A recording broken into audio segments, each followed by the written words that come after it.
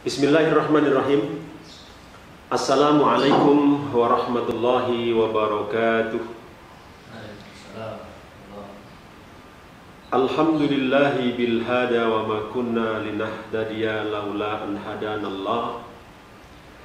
Nasyhadu an la ilaha illallah wahdahu la syarikalah wa nasyhadu anna Muhammadan abduhu wa rasuluh alladzi la nabiyya wa la rasula ba'dah. Allahumma salli wa sallim wa barik ala nabiyyina wa rasulina Muhammadin wa ala alihi wa ashabihi wa man tabi'a hudahu ila yaumiddin. Amsayna wa amsaha mulku lillah walhamdulillah la syarikalah. Amsayna ala fitratil islam wa kalimatil ikhlas wa ala din nabiyyina Muhammadin sallallahu alaihi wasallam wa ala millati abina Ibrahim hanifan muslima wa ma kana minal musyrikin. Raditu billahi rabba wa bil islami dina wa bi Muhammadin nabiyya wa rasula. Rabbana zidna ilma warzuqna fahma. Amin.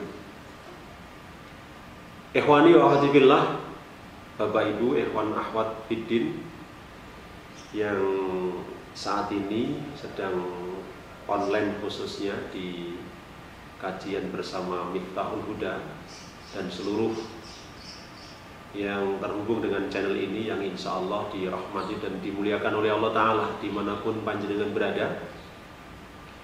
Tentunya pertama saya berdoa kepada Allah Ta'ala semoga Bapak Ibu, ikhwan akhwat, saudara-saudara sekalian senantiasa dijaga, dilindungi dan diberikan kesehatan terbaik oleh Allah Subhanahu wa Ta'ala di tengah pandemi COVID-19 yang belum selesai. Salam dan salam kita sanjungkan kepada uswah kita, tauladan dan panutan kita, Nabi dan Rasul kita Rasulullah Muhammad sallallahu alaihi wasallam. Bapak Ibu ikhwan akhwat fiddin rahimani rahimakumullah. Baik, di sore hari ini saya ingin menyampaikan terkait dengan bagaimana kita menjadi seorang mukmin yang paling baik dengan memberikan manfaat kepada orang lain. Karena memang Rasulullah pernah bersabda dalam sebuah hadis yang cukup masyhur dan terkenal di antara kita, hadis yang dikatakan oleh Imam As-Suyuti sebagai hadis dengan derajat hasan. Rasulullah bersabda, khairun nas anfa'uhum linnas.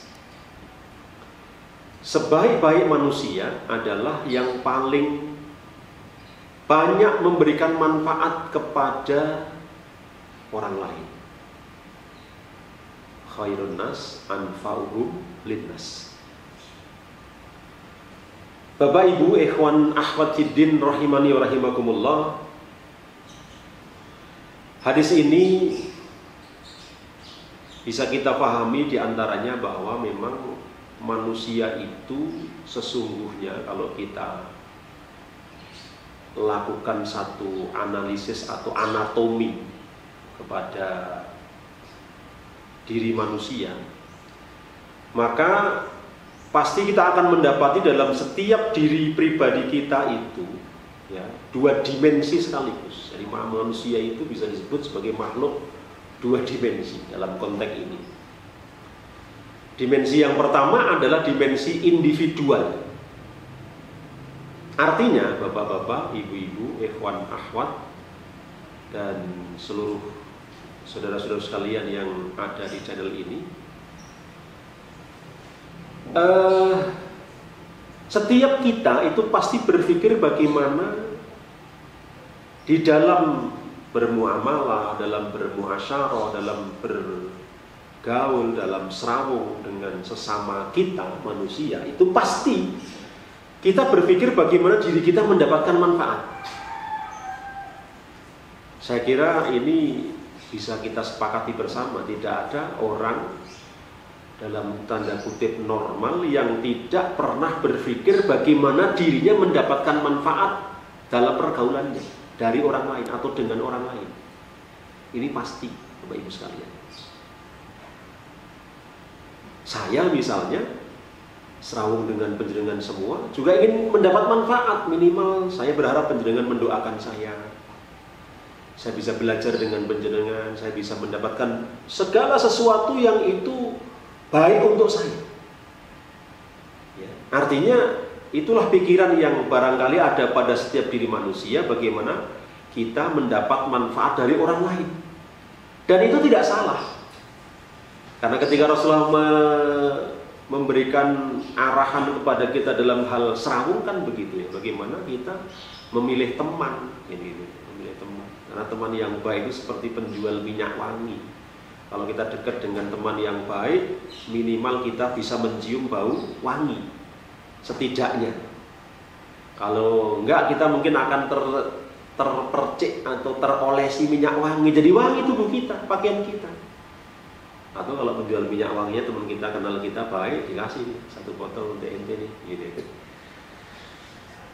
Demikian pula ketika kita bergaul dengan orang yang buruk, seperti dekat dengan tukang pandai besi, saudara sekalian, Bapak Ibu yang dirahmati Allah Ta'ala. Resikonya apa kalau kita dekat dengan tukang pandai besi? Resikonya kita kepanasan, gitu ya. Mungkin juga terkena, kalau bahasa Jawanya itu bleduk ya, kita akan terkena asapnya. Mungkin juga terkena percikan apinya, bau perengusnya. Jadi tidak salah ketika orang itu berpikir mendapat manfaat dari orang lain. Hanya masalahnya Rasulullah mengatakan bahwa manusia yang terbaik itu yang bisa memberikan manfaat, bukan hanya sekedar mengambil manfaat dari orang lain. Maka yang kedua, dan itu pasti juga ada pada setiap kita, ya, dimensi yang kedua bahwa manusia itu memang memiliki dimensi sosial dalam dirinya. Bapak Ibu ikhwan akhwat fiddin yang dirahmati dan dimuliakan oleh Allah Ta'ala yang saya cintai karena Allah, setiap kita pasti pernah berpikir atau punya pikiran bagaimana saya bisa memberikan manfaat kepada orang lain. Siapa orang lain itu? Bisa keluarga kita, bisa saudara kita, bisa orang tua kita, bisa anak istri kita, ya, kerabat kita. Atau bahkan kita berpikir bagaimana kita bisa memberikan manfaat yang paling banyak kepada seluruh umat manusia. Bapak Ibu ikhwan akhwat fiddin yang dirahmati dan dimuliakan oleh Allah Ta'ala, sesuai dengan isi hadis tadi itu, semakin seseorang atau manusia itu berpikir dan bisa mewujudkan manfaat kebaikan untuk orang lain, maka akan semakin besar potensi dia menjadi khairun nas dalam konteks ini, ya. Jadi kalau kita ini, apalagi di masa seperti sekarang ya, di mana kaum muslimin sedang diuji, khususnya kita kaum muslimin sedang diuji oleh Allah Ta'ala dengan situasi yang tidak sederhana, ya. Kemarin kita singgung di kajian ketahanan pangan maupun ujian COVID-19 ini. Maka mari kita tunjukkan kepedulian kita, ya, dan kita buktikan kebaikan diri kita dengan memberikan manfaat yang sebanyak-banyaknya, seluas-luasnya kepada kaum muslimin. Lazis MH punya program, dikawangi Ustaz Taufik dan kawan-kawan, ya, punya program untuk, ya, peduli kepada para aktivis, peduli kepada para guru ngaji, peduli kepada masyarakat muslim yang terdampak COVID-19. Tadi saya katakan bahwa semakin banyak orang yang bisa mendapat manfaat dari kita, atau semakin banyak orang yang kita berikan manfaat dari diri kita, maka kita akan berpeluang, berpotensi besar menjadi khairun nas dalam konteks ini. Jadi bapak-bapak, ibu-ibu, ikhwan akhwat, para muhsinin yang dirahmati dan dimuliakan oleh Allah Ta'ala dimanapun panjenengan berada, Dalam konteks ini, maka sebenarnya bukan persoalan seberapa banyak kita punya harta misalnya.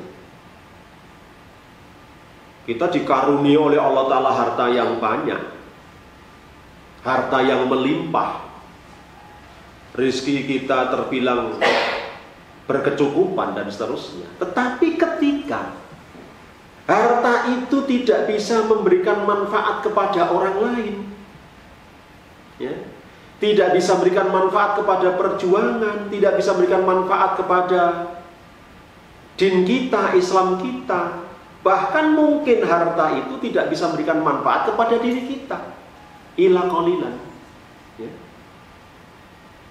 Saya pernah, ya, memiliki jamaah yang harta bendanya itu Masya Allah sangat banyak. Untuk ukuran saya yang sangat banyak. Sampai kemudian dia meninggal, tidak perlu saya sebutkan orang mana dan di mana, karena ini aib, ya. Ada gitu aja. Itu dia tidak bisa mendapatkan manfaat dari harta yang ia miliki, merasakan manfaat di dunia aja tidak, mengenyamnya, ya, menikmatinya saja tidak. Plus dia belum sempat tasarufkan, dia belum sempat gunakan untuk perjuangan, untuk ibadah, untuk dakwah, untuk membantu orang lain dan sebagainya. Ya. Kita berlindung kepada Allah Ta'ala dari segala keburukan keadaan yang seperti itu, Bapak-bapak dan saudara sekalian yang dirahmati dan dimuliakan oleh Allah Ta'ala. Jadi bukan perkara berapa harta yang kita mampu kumpulkan atau yang kita miliki, yang sesungguhnya itu karunia Allah Ta'ala. Bukan pula seberapa ilmu yang sudah kita kaji dari berbagai kitab yang sudah kita baca, yang kita selesaikan. Itu masih ditambah dengan pengakuan, ya, akademik, dengan bukti ada beberapa gelar akademik yang kita miliki, umpamanya. Ya, bukan semata-mata itu jelas penting, itu jelas sangat diperlukan, tapi bukan itu semata-mata.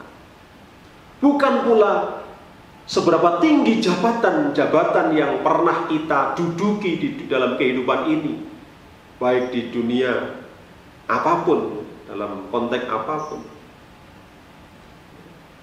sebagai pejabat publik kah, sebagai pejabat perusahaan kah, sebagai pejabat pemerintahan kah, dan lain sebagainya.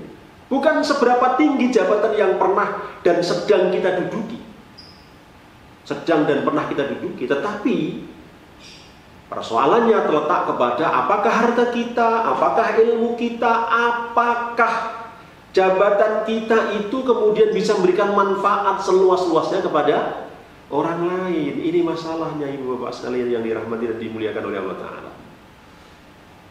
Kalau soal harta banyak itu bisa menjadikan orang mulia, barangkali Qarun itu mungkin akan disebut sebagai orang mulia, karena Qarun pernah dikaruniai perbendaharaan harta yang cukup melimpah di zaman Nabi Musa. Ya. Kalau soal jabatan atau kedudukan pangkat, mungkin kita akan mendapati kisah bahwa Fir'aun itu mulia dan dimuliakan oleh Allah Ta'ala, karena Fir'aun adalah raja yang sangat disegani, sebagaimana Namrud. Tetapi Bapak Ibu yang dirahmati dan dimuliakan oleh Allah Ta'ala, kita tidak mendapati kisah bahwa Qarun mulia, Fir'aun mulia, dan orang semacamnya dimuliakan oleh Allah Ta'ala, ya. Dan disebut kebaikannya oleh banyak orang, enggak. Karena memang harta yang dimilikinya, jabatan yang dimilikinya, ilmu yang dimilikinya, itu tidak memberikan manfaat kepada orang lain, sebagaimana Sulaiman alaihissalam. Beda kalau beliau. Bapak Ibu yang dirahmati dan dimuliakan oleh Allah Subhanahu wa Ta'ala.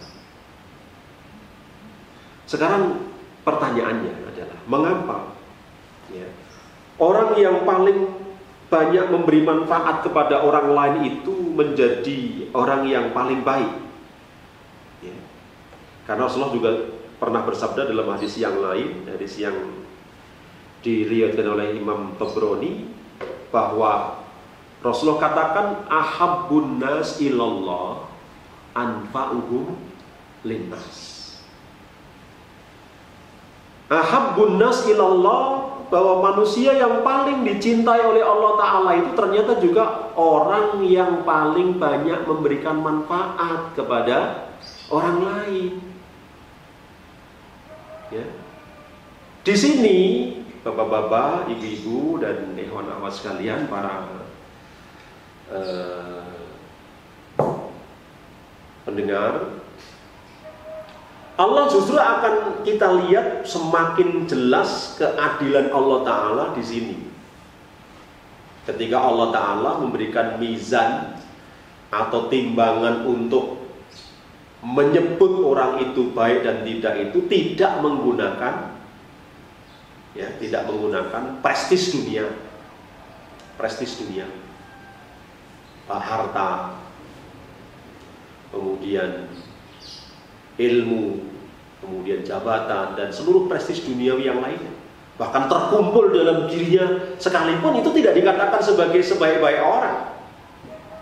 Semakin terlihat jelas keadilan Allah Ta'ala. Artinya setiap kita ini bisa, atau memiliki peluang untuk menjadi yang terbaik. Ya. Kalau kita tidak bisa memberikan manfaat kepada orang lain dengan harta kita, mungkin kita bisa memberikan manfaat kepada orang lain dengan ilmu kita. Kita ajarkan tauhid, kita ajarkan keimanan, kita ajarkan ibadah, kita ajarkan akhlak, ya.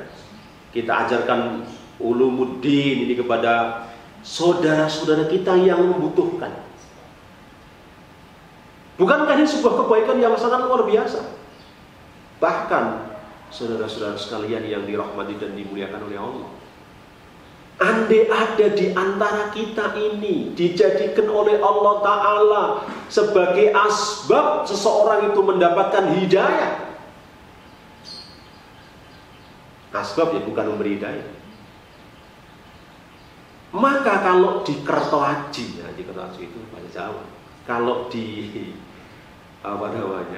dinilai kebaikan kita atau penjenengan atau siapapun yang menjadi asbab orang lain mendapat hidayah dari Allah Ta'ala, itu seperti mendapatkan kendaraan terbaik. Di zaman Rasul itu onta merah. Sekarang apa? Pajero merah atau apa? Artinya kendaraan terbaik di zaman Rasul itu nilainya, subhanallah. Gitu ya. Jadi ini bapak-bapak, ibu-ibu, saudara-saudara sekalian yang dirahmati dan dimuliakan oleh Allah Ta'ala dimanapun berjenengan berada.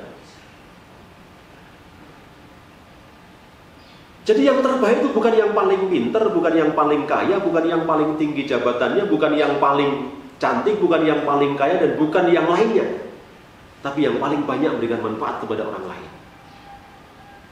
Ada orang ganteng, gantengnya memberi manfaat apa? Ya contoh, wah udah ganteng, rajin ibadah, ya, ramah dengan lingkungan, tidak sombong.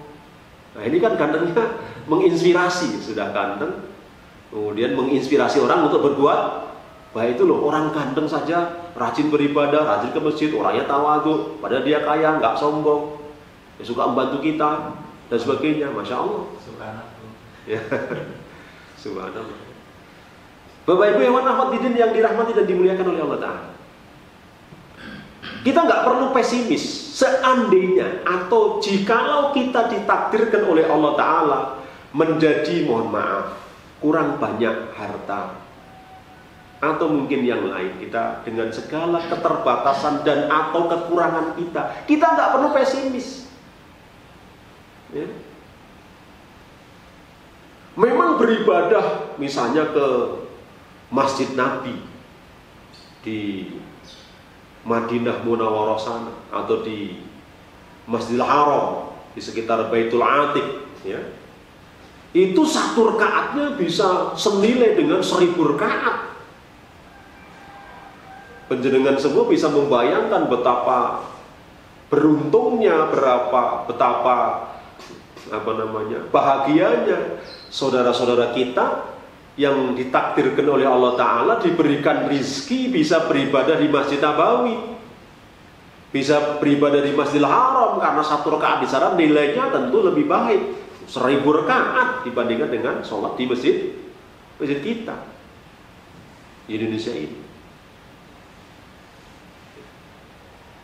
Kalau begitu, kalau kita berhenti di sini saat tidak mengkaji bagaimana petunjuk Nabi yang lain atau Islam memberikan ya, peluang yang sama kepada kita, Allah memberikan kesempatan yang sama kepada kita untuk menjadi orang mulia, mungkin kita akan merasa Allah tidak adil karena kita ditakdirkan menjadi orang Indonesia, apalagi miskin, tidak bisa setiap saat datang ke Madinah, ke Makkah untuk umrah, untuk haji, untuk yang lainnya. Bapak Ibu yang dirahmati dan dimuliakan oleh Allah Ta'ala, mari kita simak salah satu hadis Nabi Sallallahu Alaihi Wasallam agar kita tidak pesimis, agar kita tetap optimis bahwa kita bisa mencapai derajat yang baik, bisa meraih kemuliaan, ya, bahkan bisa menjadi yang terbaik di antara manusia, sekalipun keadaan kita ini tidak secara materi, secara finansial, secara duniawi mungkin tidak sangat leluasa. Tidak bisa setiap bulan kita umroh, kita bisa sholat, bisa i'tikaf, apalagi kalau di bulan Ramadan begini. Ya. Dulu-dulu sebelum ada masa pandemi ini, ada sebanyak saudara kita yang bisa umroh di Madinah, di Mekah, dan kemudian bisa i'tikaf di Madinah. Ya. Luar biasa. Tapi Rasulullah pernah memberikan bisyarah kepada kita. Ini peluang, ini kesempatan. Rasul mengatakan, la amsi ma'ahi fi hajati ahabbu ilayya min an a'takifa fi hadal masjidi sahran. Rasulullah pernah mengatakan bahwa seandainya aku berjalan bersama saudaraku untuk memenuhi apa yang menjadi hajatnya, apa yang menjadi kebutuhannya, maka hal itu lebih baik, lebih aku cintai an a'takifa fi hadzal masjidi. Beliau menunjuk masjid beliau, Masjid Nabawi, ya, sahran, dibandingkan dengan iktikaf di Masjid Nabi sebulan. Ya, Masya Allah Bapak Ibu, ikhwan akhwat fiddin yang dirahmati dan dimuliakan oleh Allah Ta'ala. Artinya di masa pandemi ini, maka sekali lagi saya promosikan, mari kita bergabung dengan Lajis MH, bergabung dengan Ustadz Taufik yang sedang buat program ini, ya. Kita bantu ringankan saudara-saudara kita. Kita berpeluang mendapat pahala umroh mendapat pahala iktikaf 1 bulan di Masjid Nabawi. Silakan ulurkan tangan panjenengan, gabung dengan pasukannya Ustadz Taufik dengan Lajisnya, ya, untuk membantu meringankan beban saudara-saudara kita yang terdampak coronavirus. Ya. Lajis MH dan tentunya juga beberapa elemen yang lain juga sudah berikhtiar, ya, untuk menjadi lembaga yang profesional untuk mengelola kontribusi panjenengan, dharma bakti panjenengan. Bapak Ibu yang dirahmati dan dimuliakan oleh Allah, kita memberikan bantuan kepada saudara kita yang sangat membutuhkan. Hari ini banyak saudara kita yang sangat membutuhkan uluran tangan kita, ya. Maka di hari ini, mohon maaf, di hari-hari akhir, di 10 hari terakhir, ya, kita sudah berada di nanti malam tanggal 22. Sudahlah, tidak saatnya umat Islam itu posting bukber atau posting makanan yang paling istimewa di Facebooknya atau di Instagramnya atau di WA-nya, wah sedang makan ini, tidak perlu. Kalau posting itu kita makan sambil dengan kerupuk sama sambal gitu, ya, kita posting tidak apa-apa, sederhana gitu. Tapi nggak boleh nyebut di belakang yang kita posting, ya, ayam panggang, ya, sama aja, ya. Bapak Ibu yang dirahmati Allah Ta'ala, kita bantu saudara-saudara kita ringankan beban mereka, ya. Kita hadir kepada mereka, kita hadir saat umat Islam butuh bantuan kita hadir saat umat Islam membutuhkan karya kita hadir di tengah-tengah kaum muslimin di saat mereka memang sedang membutuhkan bantuan kita buktikan bahwa diri kita adalah orang, akan bisa menjadi orang yang terbaik di hadapan Allah Subhanahu wa Ta'ala. Bapak Ibu ya ikhwan akhwat fiddin yang dirahmati dan dimuliakan oleh Allah Ta'ala, yang terakhir, ya, saya sampaikan juga sebuah hadis, ya. Ketika seorang di antara kita berbuat baik, Kita bantu saudara-saudara kita yang sedang membutuhkan, yang kehilangan pekerjaan, yang terdampak coronavirus, atau bahkan sebelum terdampak pun mereka sudah dalam keadaan tidak berdaya. Ya. Kita bantu saudara-saudara kita, bukan hanya dalam negeri, di luar negeri, ya, di Suriah, di Palestina, dan diberikan beberapa negara yang lain yang membutuhkan bantuan kita. Ya, kita bagi-bagi rezeki kita. Ada yang kita tasarufkan untuk pembangunan, ada yang kita tasarufkan untuk pembebasan tanah di SMK Miftahul Huda, ada yang kita tasarufkan untuk fakir miskin, ada yang kita berikan untuk anak-anak yatim, ada yang kita berikan untuk korban-korban bencana, ya, dan sebagainya. Karena apa? Perbuatan kita ini akan mengundang penilaian dan juga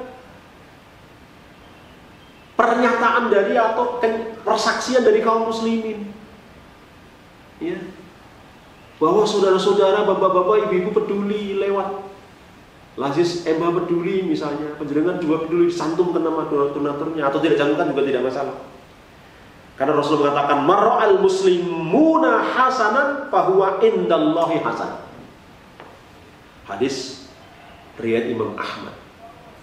Bapak Ibu, Rasul katakan ketika orang-orang Islam berkesimpulan bahwa bapak fulan, ibu fulana itu adalah orang baik, mereka telah membantu banyak proyek umat Islam, memberikan manfaat kepada kaum muslimin lewat Lazis MH Peduli umpamanya, disaksikan, dimengerti oleh kaum muslim, penjenengan melakukan banyak kebaikan. Mar'al muslimuna hasanan fahuwa indallahi hasan. Orang bersaksi, orang menyaksikan, orang kemudian menyimpulkan, orang kemudian yakin dan tahu bahwa penjenengan orang-orang baik, banyak memberikan manfaat kepada orang lain, maka di sisi Allah, Allah pun juga akan mencatat apa yang penjenengan lakukan itu adalah sebuah kebaikan dan akan mengantarkan penjenengan kepada derajat khairun nas, sebagaimana yang disabdakan Nabi Sallallahu Alaihi Wasallam. Ma'asyiral muslimin, ibu-ibu dan bapak-bapak sekalian yang dirahmati dan dimuliakan oleh Allah Ta'ala, saya kira ini yang dapat saya sampaikan di sore hari ini. Barangkali nanti ada kesempatan yang lain bisa kita lanjutkan. Saya berdoa kepada Allah Ta'ala, ya, untuk ibu bapak, ikhwan akhwat yang live streaming ataupun yang mendengarkan atau yang tergabung dalam channel ini khususnya, dan seluruh kaum muslimin. Sekali lagi saya doakan mudah-mudahan penjenengan termasuk sebagai khairun nas. Mudah-mudahan penjenengan setelah kajian ini dan selanjutnya berpikir, bertindak, memberikan manfaat kepada orang lain, bukan sekedar mencela keadaan, bukan sekedar mencela situasi kondisi, bukan sekedar sumpah serapah karena adanya wabah, adanya coronavirus dan sebagainya, nyalahkan orang lain, nyalahkan pemerintah, nyalahkan siapapun, tidak penting itu. Yang terpenting bagaimana kita hadir di tengah masyarakat, di tengah saudara-saudara kita berikan manfaat kepada mereka. Ya, karena kita ingin jadi orang yang terbaik di hadapan Allah Ta'ala. Dan sekali lagi saya doakan pendengar semua, mudah-mudahan kita menjadi kafilah khairun nas di sisi Allah Subhanahu wa Ta'ala. Demikian Bapak Ibu dan ikhwan akhwat sekalian yang dirahmati dan dimuliakan Allah Ta'ala, apa yang dapat kami sampaikan sedikit semoga bermanfaat. Ada kurangnya saya tentunya bermohon ampun kepada Allah dan meminta kerelaan hati penjenengan untuk memaafkan segala khilaf dan salah saya dalam berbicara. Insya Allah qabul lislah, silahkan kalau ada yang mau mengomentari dan memberikan masukan, sangat-sangat kita harapkan karena kita sadar akan seluruh kekurangan diri kita yang sangat dhaif ini. Aku qouli hada fastaghfirullah li wa lakum wa lisairil muslimina min kulli dhanbin. Assalamualaikum warahmatullahi wabarakatuh.